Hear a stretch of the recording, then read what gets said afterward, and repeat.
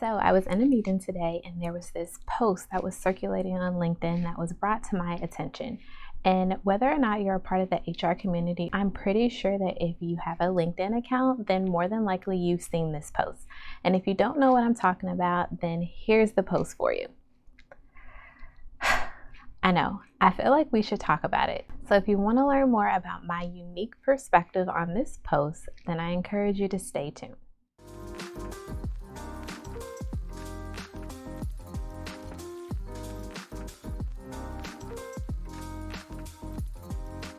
Hey, what's up YouTube? It's Natasha here, the business recruiter, and I am back with another video for you. So I showed you the post that we're going to discuss today in detail regarding what my unique perspective is, but before I do that, I do want to put a couple disclaimers out there. I am not shooting this video in hopes to bash the individual who made this post, so for that reason, I've chosen to black out their name. Okay, so now that we've gotten that out the way, I want to go ahead and remind you of what post it is that I'm talking about here, and I'm going to go ahead and read it for you. So it says, I just offered a candidate $85,000 for a job that had a budget of $130,000.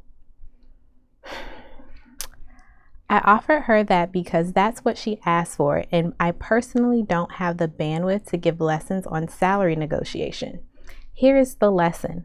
Always ask for the salary you want, deserve, no matter how large you think it might be. You never know how much money a company has to work with. Hashtag be confident.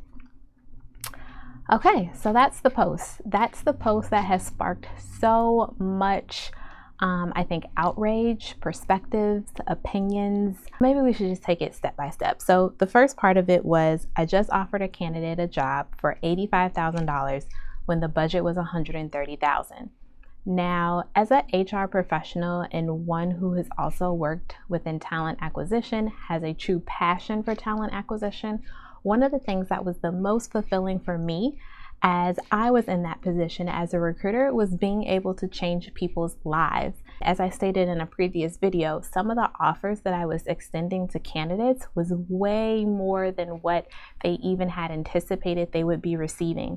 And that piece brought me so much joy. So to see this post stating that this particular individual was offered $85,000 when the budget for this position was $130,000 is a little bit, I don't know, it's a little bit disappointing, especially if that candidate interviewed and was able to demonstrate throughout the interview process the knowledge, skills, and abilities that would warrant them to be able to receive that $130,000 salary.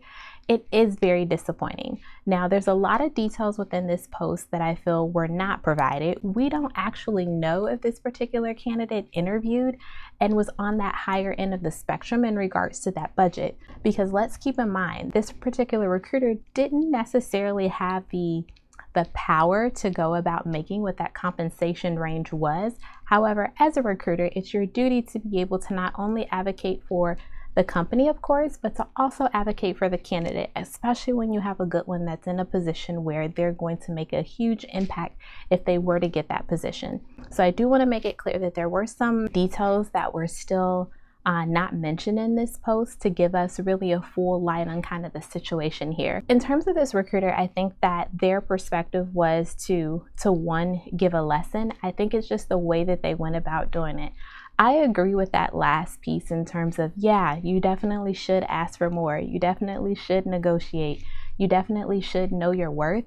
However, I think it's also important that we take a step back, not only as HR professionals, but just anyone who's in a position to make any decision regarding anyone's livelihood, and understand that everyone does not come from the same background. Everyone does not have the same privilege. I even consider that when I think about myself. So I was born and raised on the west side of Chicago. And if you know anything about Chicago or the west side of Chicago, then you know it's not the greatest place. But I was able to have influences such as my parents, my grandparents, and other people within my sphere as far as my network was concerned that were able to help me to get to the point that I am now as far as my career. So I recognize that I am extremely privileged in regards to the position that I'm in. However, I know that there's individuals out there who are not as privileged, who do not have the ability to say that they know exactly what it means to go about a salary negotiation process. So think about this particular individual in terms of where they were. Maybe they were making, let's say, 45 to 50,000, and asking for 85,000 was that jump that they were like, this is the risk that I'm going to take, not even knowing that the budget for that position was $130,000. Let's also take into consideration too why it's so important that we have pay transparency laws. And there's a couple states out there that have actually started to make some headway here in regards to really making it known what the base pay is for a position, which I think is extremely important. It's the only way that we're going to take on this battle in terms of pay inequality. Now, the other point of this post that was really interesting to me is this second piece, where the recruiter says, I offered her that because that's what she asked for, and I personally don't have the bandwidth to give lessons on salary negotiation. Now, for me, I can understand to an extent where she is coming from. As a recruiter, it is not necessarily within her job description to tell the candidate how to go about salary negotiations. There's a lot of resources out there in terms of learning that skill, YouTube being one. What I don't understand though is her being in a position of power or influence and saying that she did not have the bandwidth. I think when we all take a look at our lives, we can completely understand that our bandwidth is so limited. But when it comes to doing the right thing, I always have the bandwidth for that. You could have simply guided that individual to a resource that they could have then leveraged on their own to find out exactly what it was that they needed in order to go through that negotiation process. That could have looked like something to the effect of, hi there, just wanted to check in. I know that you gave me your salary expectations in the beginning of our conversation. Now that we're coming to the end of the interview process, I just wanted to circle back on what your salary expectations was, as I understand that the market is continuing to evolve. There's so many ways that you could have went about saying that information to the point where you didn't have to actually do the work for that candidate. You could have just led them there to the information, and then they could have made the decision whether or not they wanted to actually leverage that information to help them down the line. Now, the last piece that this recruiter mentioned was, here's the lesson.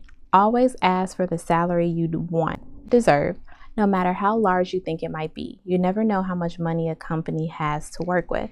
And I completely agree with that. I think that the lesson that she was after is 100% aligned there. Always ask for what you feel like you're worth. And even sometimes when you feel like you have gone through that process, you have asked for what you're worth, and you end up getting exactly what it is that you're worth in that first offer, still negotiate. Negotiate everything. And I think it's important too that as we think through how we go about recruiting, how we go about being talent acquisition professionals, that we really truly understand that, we have people's livelihood within our hands. Being a recruiter is not an easy job. And for one, I think it's a situation where you have a lot of power and influence, and it's really how you go about leveraging that power and influence.